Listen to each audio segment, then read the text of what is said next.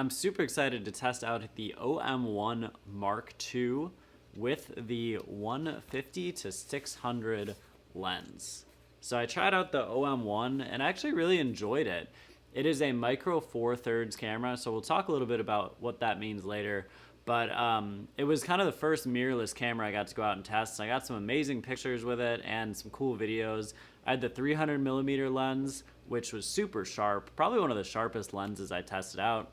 And then I took the 150 to 400 Pro lens, which is a great lens, little expensive, little out of my price range, but got some amazing shots in South Texas as well. So when OM offered the chance to test out the Mark II, I couldn't pass it up. Really excited to check this out. And really excited to use the 150 to 600 millimeter lens as well, because I feel like for bird photos and videos, you kind of need to get to 600 millimeters unless you're right up on your subject. So for little birds, having that extra length helps. Even at 600, I kind of feel like I wish I had more, but this should be an awesome lens. One thing I completely forgot about at the time is that micro four thirds cameras have a 2x crop factor due to the smaller sensor, meaning that the effective focal length is actually double that of the lens. So in this case, the 150 to 600 millimeter lens effectively works as a 300 to 1200 millimeter lens. So I had kind of a list of the advancements from the OM-1 to the OM-1 Mark II that I want to talk a little bit about. So from the Mark I, they've added a lot with the autofocus, so making sure that that is working really well. And with cameras, especially in bird photography, having a good autofocus is really important because a lot of the times your subject is moving. So if it can lock onto that eye of the bird and really focus there, that's going to make sure your picture is clear. You don't want like the back end of the bird focused and then the eye isn't focused or the background is focused. So I'm glad they were working with the autofocus. I thought in the OM-1 it worked pretty well, so hopefully it got even better. They also have Pro Capture, where you can hold the button down halfway and it will like take pictures before you actually press the button to make sure you don't miss anything. You do end up with tons of pictures, but it's a cool feature. I think they've enhanced that. They said they doubled the buffer size, blackout-free sequential shooting, focus stacking, so you can stack images together. Basically just sounds like they tweaked a bunch of stuff and tried to make it even better than the OM-1. So let's talk a little bit about micro four thirds cameras. There's some big benefits to micro four thirds and also some drawbacks. So I have a list to make sure I don't forget anything. Some of the benefits is very compact and lightweight. So a lot of the times the micro four thirds stuff will be a little lighter than your full frame cameras. So it can be a great travel setup and it shouldn't be as heavy as some of the other setups out there. There's a ton of lenses for micro four thirds because it's my understanding that if it's a micro four thirds lens, you can put it on any micro four thirds camera. So because OM is micro four thirds, you could use a Panasonic micro four thirds lens and put it on here. So you can kind of interchange in that way, which is kind of cool to have that versatility of using different lenses. You can get great image quality with micro four thirds stuff, even though it has a smaller sensor, which is a big thing. Some people want a full frame sensor. And video is really high quality as well. A lot of micro four thirds stuff is great for video. Some drawbacks is because it has a smaller sensor, it doesn't have as good of a performance in low light. So a lot of times if the light is fading, a full frame sensor is going to do better than a micro four thirds. Has a deeper depth of field, so sometimes it's harder to get that background blur that some people are looking for. You can still get it, but it might be a little harder. Less megapixels, so you can't do as much cropping. If you do a lot of cropping, you'll probably see some fuzziness in there. And then smaller batteries, so you may have a little smaller battery life. But I think micro four thirds stuff is cool. I really like the OM-1. I'm pumped to try the OM-1 Mark II, especially with the 150 to 600. So I'm gonna basically just go out and get as many images and videos as possible and give this thing a thorough test. All images shown are shot in JPEG and are completely unedited out of the camera, except for cropping. I'm so excited to try out the OM-1 Mark II with the 150 to 600. I did adjust some of the settings, so I put the bird autofocus on, which is supposed to be even better than in the OM-1. And then I also adjusted my shutter speed. So I think I have 1250 for shutter speed. We have our family of wrens here. I'm gonna try to not bother them too much, but they've been hanging out, so I'd love to get some good wren photos. So this is the first test with this setup. I am super excited. Let's see if we can get some wrens.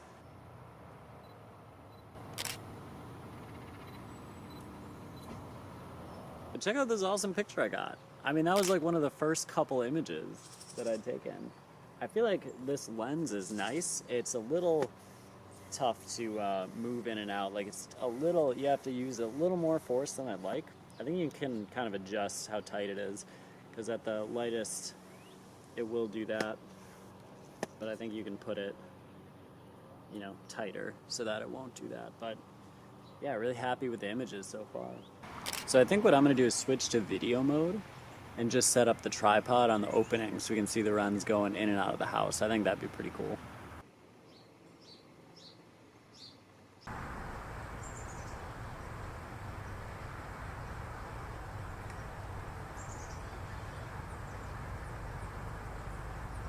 The following day, I spent a lot of time taking photos and videos of different backyard animals, getting used to the new camera setup. So today is just going to be all about the backyard birds and testing out the camera more, the photo and video features. I think I'm just going to keep the settings the same as I had yesterday. I already got a robin, and there was a ground squirrel hanging out in the front yard, and then there were some ground squirrels and chipmunks in the backyard. Those little mammals are great subjects. So even if you don't have any birds to take images of, they're normally around in the summer, at least where I'm at. So it's fun to take pictures of them, and the clarity still looks really good and it's really sharp, so let's see what else we can find. After getting a good selection of media from the backyard birds, I took a trip to a local nature center to snap some photos in a different setting. Moved on to a nearby nature center, saw a really cool grasshopper that I went down to ground level to get, so that was really neat. I did notice one of my settings, I was actually accidentally making things darker than they should have been, so I fixed that. Now I'm going to try to get some species here at the nature center. The birds at the feeder proved to be great subjects, and a variety of species showed up, including northern cardinals, Baltimore orioles, and common grackles. I was having a great time photographing them until a storm popped up and rained out the rest of the session. I'm back at the nature center, was taking some nice pictures, and then unfortunately a huge storm blew in, so that kind of ended the day. But one thing I'm going to focus on is getting the ISO down. So one of the things with Micro Four Thirds is sometimes things can get grainy in low light, and unfortunately during my whole time of shooting we really haven't had great lights. It's all kind of been lower light. So I'm going to do some things to try to reduce some grain. So we're going to lower that shutter speed, see if we can get that ISO down. I'm hoping the sun will come out. It looks like it wants to, but that would really help a lot. There's a reason photographers only take photos at certain times of the day, depending on what, you know, how serious they are about it. But some people only go when there's the best light. So we'll see what we can get here.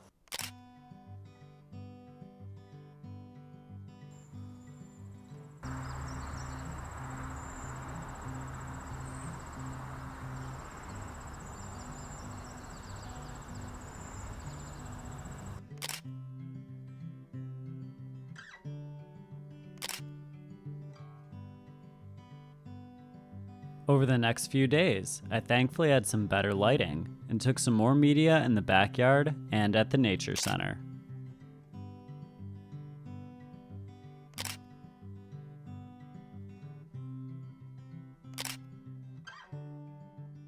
After a couple days of shooting, I felt ready to give my initial thoughts on the new gear. Overall, I had a great time testing the OM-1 Mark II with the 150 to 600 millimeter lens. I totally forgot when we started about the 2x crop factor here, so this was effectively 300 to 1200 millimeters. And I thought the OM-1 Mark II did a great job with the bird's eye autofocus, so getting the eye really focused here. There were some where it didn't catch, but you know, that is something you encounter with all gear, not focusing every single time, but it did a pretty good job. I thought the image stabilization was really good, so you would kind of be looking and it'd be shaky, then you hold it down halfway and then it'd be super smooth. So that worked out really well. And then I also thought the crispness of the images was pretty solid. The main drawback that I had was the low light performance, which is something kind of known with Micro Four Thirds gear. So if it was not optimal light, the ISO would get pretty high and you would see some graininess in the image. Now it did perform pretty well at high ISO, but I definitely noticed it sometimes. So to avoid that, you can make sure you're shooting in optimal light conditions or trying to get a little bit closer to things, you know, ethically not scaring anything off. So you don't have to be in as high of a millimeter range. So that'll help reduce some of that graininess. But overall, it was super fun. I'm gonna keep testing it out and seeing what else we can get, but we got some awesome videos as well as some awesome pictures. I do think this lens is a little heavy for some people, especially with micro four thirds. It's supposed to be, you know, a little more light, a little more travel ready. So if this is too much for you and you can get away with it, I would use the 300 millimeter from OM. They have a really nice 300 millimeter lens. It's super crisp and it's really light. So if you're able to get close to things, that one should be a lighter lens for you. This one, I like having the 150 to 600, but it is a little bit heavy. But all in all, I had a really fun time testing this gear out. I'm excited to use it more. If you've ever tried any of this stuff, let me know in the comments below what you thought. And if you're interested in buying some OM stuff, you can check out the link in the description. Thanks for watching. We'll see you next time on Badgerland Birding.